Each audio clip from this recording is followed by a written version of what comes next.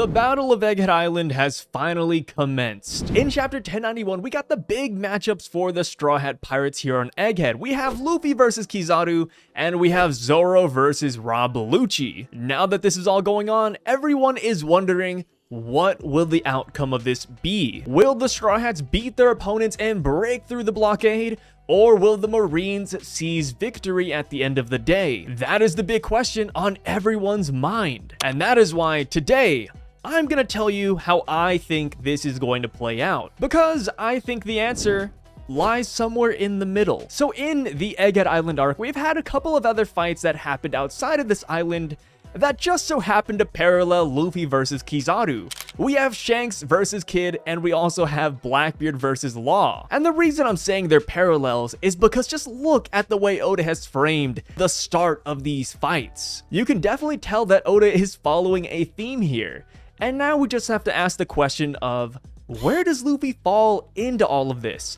Will he lose like his supernova buddies from Wano? Or will he succeed like the Yonkos, Blackbeard, and Shanks now that he is one of them? I think we're gonna combine what happened to each side and apply that to Luffy. I think he is going to win this fight against Kizaru, but he's gonna lose something in the process. So going back to the two aforementioned fights with Law and Kid, not only did they lose the battle against a Yonko, but in the process, they also got their ship destroyed. The Polar Tang was crushed underwater and the Punk Victoria had a hole blown through her. And I believe a similar fate awaits the Thousand Sunny, thus putting Luffy in the middle of the parallels. But who knows? Maybe Luffy will be a special exception. He'll get out of here scot-free, they'll all win their fights, and they escape with the plan they talked about in chapter 1091. But would that be too predictable? Is that how Oda would write the story? With Admiral Kizaru, 9 Vice Admirals, Rob Lucci, CP0, and Saint Saturn here on this island along with 30,000 Marine troops, should we really get out of here without a single scratch on us? It's that very question that got me thinking about this theory in the first place. And I'm gonna say it right here, but I don't think we're ever gonna lose a Straw Hat in battle. I can't imagine Chopper, Usopp, or Zoro dying out of nowhere. But as far as ships go, we've already lost the Going Merry and upgraded to the Thousand Sunny.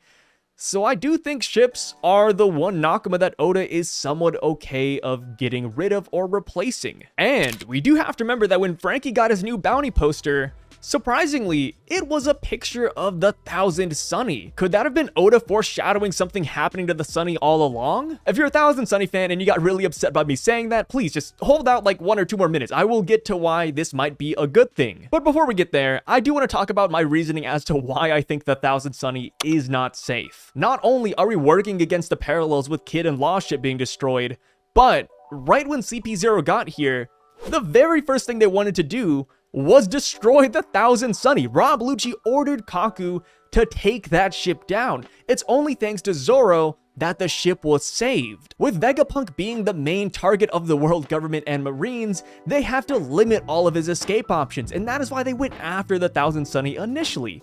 Obviously, like I said, the job didn't get done, and we fast forward to now, chapter 1090 and 1091. In chapter 1090, we heard the Straw Hats talking about how they want to leave this island. They mentioned that they're gonna use Vega Force 1 to carry the ship a good distance off of the island, and then they will use the Coup de Burst to blast off an entire kilometer. On paper, this sounds like a really good plan, but with this being One Piece and with this being the Straw Hat crew, we all know that their plans almost never work out how they intend it to. And a big reason as to why it might not work out this time around is because Rob Lucci was present in the room while they were discussing their plans of escape. He knows that the Thousand Sunny is crucial to their plan. And guess what? In chapter 1090, he also sent that information to Admiral Kizaru. When Kizaru first makes it up to the Lambo phase in chapter 1091, he talks about the Thousand Sunny, saying, oh, this is where their ship was the entire time. I thought it was down below on the coast. So what this is kind of telling me is that Kizaru has been thinking about the Straw Hats' escape plan. At first, I toyed around with the idea of Kizaru or somebody else trying to destroy the Vega Force 1. But that wouldn't really matter when you really think about it, because if they destroy the Vega Force 1, that wouldn't really mean much, considering the fact that the Vegaforce 1 could only propel itself around Egghead Island, so it can't really take them out of here. They need the Thousand Sunny, and the Straw Hats want to escape. At no point have the Straw Hats talked about beating all the Marines here. They only want to get the ship to the other side, bring down the dome, and get the heck out of here with Vegapunk. We don't need to fight everybody. We have Vegapunk. All we have to do is leave. Vegapunk wants to leave as well. And where do they want to go? They want to go to Elbaf. They have something to look forward to outside of here. So this brings me to my next train of thought. If the Thousand Sunny were to get destroyed and or damaged, how would they get off of the island? Well. I started thinking about somebody who's been more and more prominent as this final saga has been going on.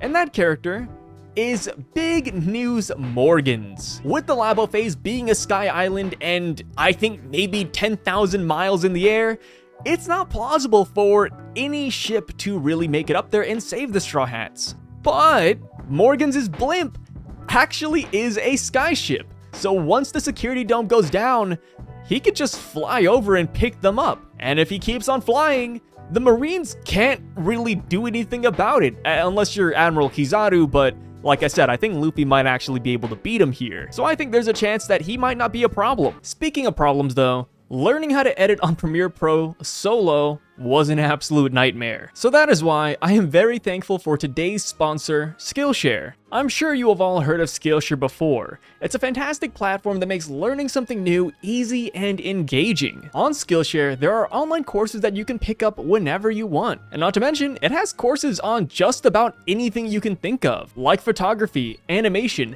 and they even have courses on career-related topics as well, such as how to be a freelancer, how to break into creative industries, and how to launch merchandise on platforms like Etsy and Shopify. So Skillshare really is the perfect place for anyone to learn. The best bit is that you can access any and all of these classes completely for free with Skillshare's 1-month free trial. If you're one of the first people to hit the link in the video description down below, that will let you join the Skillshare community completely for free for 1 month. And that's more than enough time to pick up and learn a brand new skill or two. The courses that I've personally been checking out are Jordy's Advanced Video Editing with Premiere Pro, and Pixel Helmet's Unreal Engine 5 for beginners, since I always did want to dabble in the gaming industry and it really has helped me a lot. So again, click the link in the video description down below and join the Skillshare community, and thank you Skillshare for sponsoring this video, because this is an awesome offer where the first 1,000 people to use the link will get a 1-month free trial of Skillshare. So now why would Big News Morgans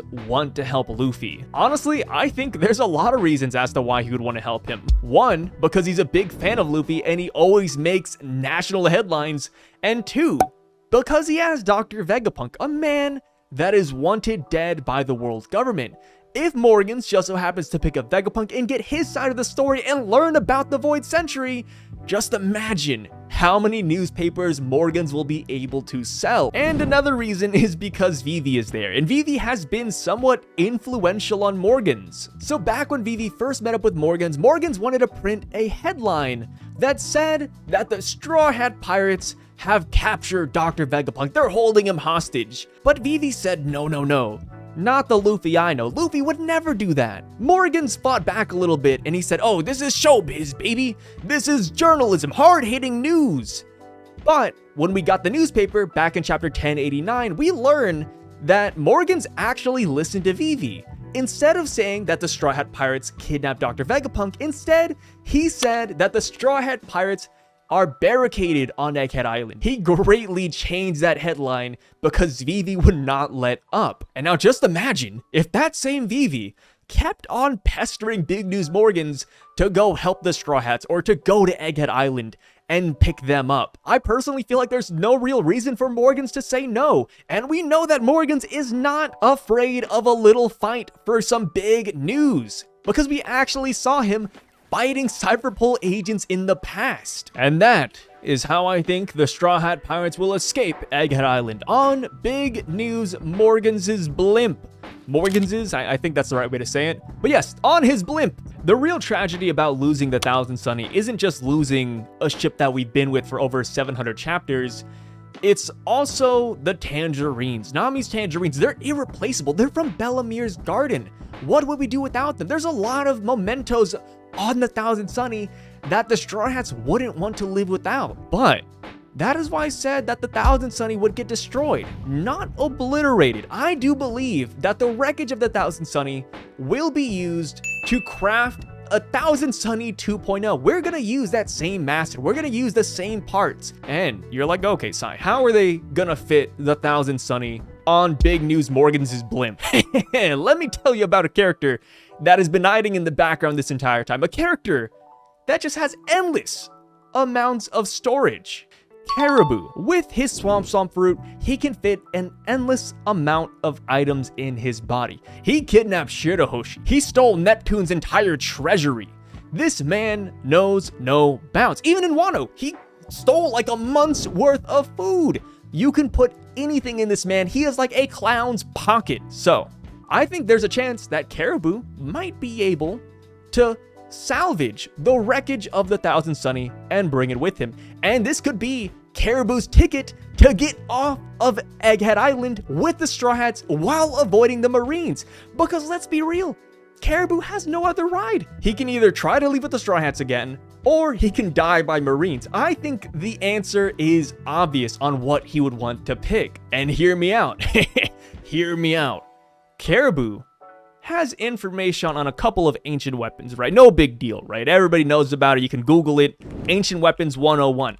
Caribou knows about Poseidon being Shirahoshi, and he knows about Pluton underneath Wano. That's 2 out of 3 ancient weapons in that guy's brain. If you already got information on 2 of the ancient weapons, why not just give him the 3rd? Why cut my man off at the bar when he can still count to 10? You know what I mean? That is what I'm saying. I think that he and the Straw Hat Pirates are gonna travel together to the next island, and that is where we will learn about Uranus. And then after that, we can kick him loose. And also, since he does have the wreckage of the Thousand Sunny, we can use all of those parts to build up the Thousand Sunny bigger and better than ever before. You're probably like, Sai, but the Thousand Sunny's one of a kind. It's Atomwood, man. How do we get Atomwood? We don't got the black market out here. Let me tell you, the next island we're going to is Elbaf, the land of giants, possibly the home of Atomwood. I think there is a chance that we're gonna get that Atomwood straight from the source. And hear me out, if there was any time to get an upgrade for the Thousand Sunny in the final saga, it would be on Elbaf.